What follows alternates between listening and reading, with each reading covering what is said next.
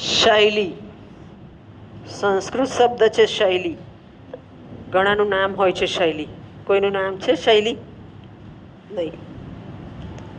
આપણને આપણા નામનો અર્થ ખબર હોવી જોઈએ. જો ભારતીય સંસ્કૃતિ પ્રમાણે હોય તો એનો અર્થ હોય જ. તમને તમારા નામનો અર્થ ખબર છે? નથી ખબર? શોધી લેજો. ખબર હોવી જોઈએ.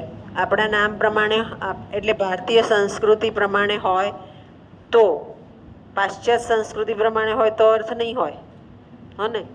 શૈલી એટલે શૈલીનો અર્થ શું થાય કહો?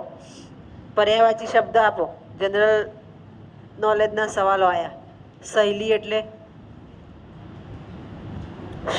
એટલે ભાષા. ભાષા કેવી ભાષા? સ્ટાઇલ. આપણે કોઈ બોલતું હોય તો એને કહીએ છીએ કે આની સ્ટાઇલ સરસ છે. હા ને? બોલવાની હા ને? સ્ટાઇલ. કહેવું.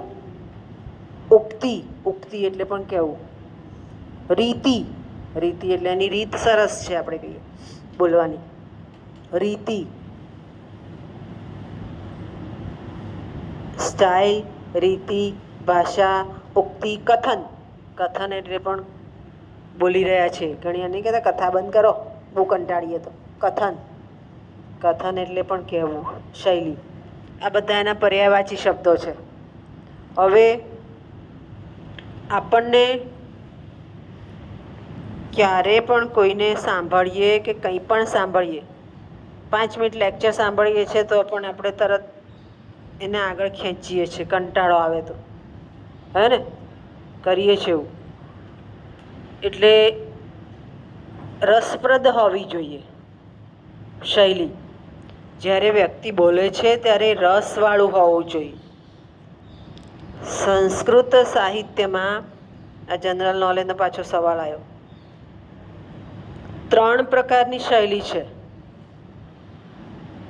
વૈદર્ભી શૈલી એટલે વાંચતા તરત જ સમજાઈ જાય. કાલિદાસ માટે એમ કહેવાય છે કે વૈદર્ભી શૈલી જાતે એમને વરી છે. વૈદર્ભી એટલે કોઈ સંસ્કૃત શ્લોક વાંચે, વાગ અર્થાવયવ સંપૃક્તો, કે કોઈ પણ સંસ્કૃત શ્લોક બોલે પૂજાનો, તો એ ભણ્યો નથી, જાણતો નથી, પણ એને ખબર પડી જાય કે ભગવાનની સ્તુતિ છે. વક્રતુંડ મહાકાય, આ બધું ગણેશની સ્તુતિ છે. એ વૈદર્ભી શૈલી છે. વૈદર્ભી શૈલી સરળ હોય, જે જાણતો નથી એ પણ સમજી જાય. ત્યાર પછી પાંચાલી શૈલી. પાંચાલી એટલે અલ્પ સમાસ હોય.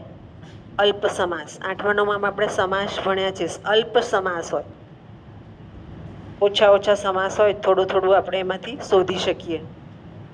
અને ત્રીજી શૈલી છે ગૌડી. ગૌડી એટલે પ્રચુર માત્રામાં સમાસ. સામેવાળો ઓળખી બતાવે તો જ તમે એને સમજી શકો, નહીંતર નહીં. ગદ્યમાં હોય મોટે ભાગે. પાઠ હોય ને સંસ્કૃતનો, એમાં હોય. એટલે આ 3 પ્રકારની શૈલીમાં નીતિ શતક આપણે સમજીએ જ છે કે સજ્જન પ્રશંસા, તો આપણને બતાવ્યું કે એનામાં ઈચ્છા ના હોય, સારો માણસ હોય. શ્લોક જોયો તો સમજણ પડી ગઈ કે આ સજ્જનની વાત કરી છે. એટલે કઈ શૈલી છે? વૈદર્ભી. સરળતાથી સમજી શકાય છે. બીજું એમાં કેવું હોય તો દરેક શૈલીના એક ગુણ છે.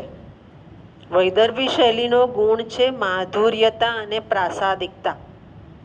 માધુર્ય એટલે સારું લાગે. સારું લાગે એટલે આપણને સારું લાગે નહીં, ભાષાને સારું લાગે. ઉદાહરણ દ્વારા સમજાવ્યું છે. પરાણે નથી સમજાવ્યું, ઉદાહરણ આપ્યું છે. એટલે માધુર્યતા જળવાઈ રહે. અને પ્રાસાદિકતા એટલે મન પ્રસન્ન થાય વાંચીને. ધારો કે રાજાની વાત કરી છે તો આપણને ખબર પડે કે ના, આવો જ રાજા જોઈએ. એટલે વૈદર્ભી શૈલીનો માધુર્યતા અને પ્રાસાદિકતાનો ગુણ પણ આપણે જોઈએ છે. સાથે સાથે જે કંઈ કહીએ છીએ એ હમણાં જ મેં તમને અસાઇનમેન્ટ આપ્યું. મુક્તક. મુક્તક એટલે મોતી સમાન ઝળહળવું. તો કેટલાક વાક્યો એવા છે સર્વે ગુણા કાંચનમ આશ્રયંતે, એમ કે પૈસો છે તો તમારી પાસે કશું નથી પણ તમારી ગણના થશે. સુભાષિત કહીએ આપણે એને. સુભાષિત આપણે આંખે વળગેવા છે, મોતી સમાન છે, એટલે મૌક્તિક ભાષા રાખી છે. ત્યાર પછી ચિત્રાત્મકતા અને વર્ણનાત્મકતા. તો જો સજ્જનની વાત કરીએ છીએ તો આપણને ખ્યાલ આવી જ જાય છે કે સમાજમાં આવા માણસો છે, સારા પણ છે, ખરાબ પણ છે. વર્ણન જ એવું છે કે જેની અંદર એ પાસું આખું ઊભું થાય છે અંદરથી. ત્યાર પછી જોઈએ તો હું તમને લખાવું છું ભાષાંતર વખતે કે આ છંદ વપરાયો, આ અલંકાર વપરાયો. કોઈ પણ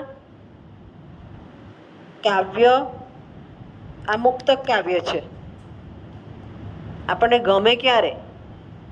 મને હજી પણ પેલું આપણે 8મા 9મામાં ભણતા હતા ને કાવ્ય ગમે, જૂનું ઘર ખાલી કરતા. તમારે આવતું હતું ભણવામાં? અમારે આવતું હતું.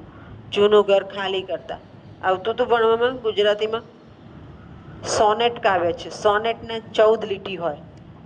છેલ્લી લીટીમાં બહુ સરસ કહે છે કે હું ઘર ખાલી કરું છું તો મેં બધું લઈ લીધું પણ મારી યાદોને તો ના લઈ શકાય, કેમ કે યાદ તો ત્યાં છે. એટલે આ વસ્તુ ક્યાં આવે તો અલંકાર અને છંદમાં આવે. અલંકાર અને છંદમાં આવે. અને એનું માધ્યમ પણ આપણને નીતિ શતકમાં જાળવેલું જોઈ શકાય છે. બીજું કહી દીધું એ કહી દીધું એવું નહીં. મેં હમણાં તમને સોનેટની વાત કરી કે અમુક જગ્યાએ તમે અહીંથી ભણીને જશો પછી તમને પણ થશે કે 3 વર્ષમાં આટલી મજા કરી, અથવા અમને આ ફાવ્યું, આ ગમ્યું, એ તમારા માનસ તટ ઉપર જતું રહેશે. હમણાં જ મેં કીધું કે હું ભણી ત્યારે હું આમ ભણી હતી, એ માનસ તટ ઉપર છે. ખબર જ છે કે આટલું કરીશું તો આ મળશે. તો કંઈક ઉદ્દેશ હોવો જોઈએ. જે રજૂ થાય છે કાવ્ય, એની અંદર સમાજને આપવાનો કંઈક ઉદ્દેશ હોવો જોઈએ કે નીતિથી જીવો તો જીવન સારું જશે.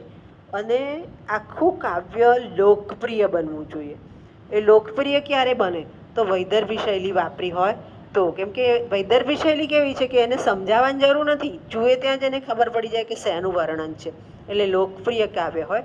આ રીતે નીતિ શતકમાં વૈદર્ભી શૈલી વાપરી આ બધા આપણે પાસા જોયા. એ પાસા સ્પર્શીએ તો આપણને એ શૈલી ખૂબ જ રોમાંચક અને આહલાદક લાગે છે. ખ્યાલ આવી ગયો? સમજ પડી ગઈ? બંને રીતે આ સવાલ પૂછાય.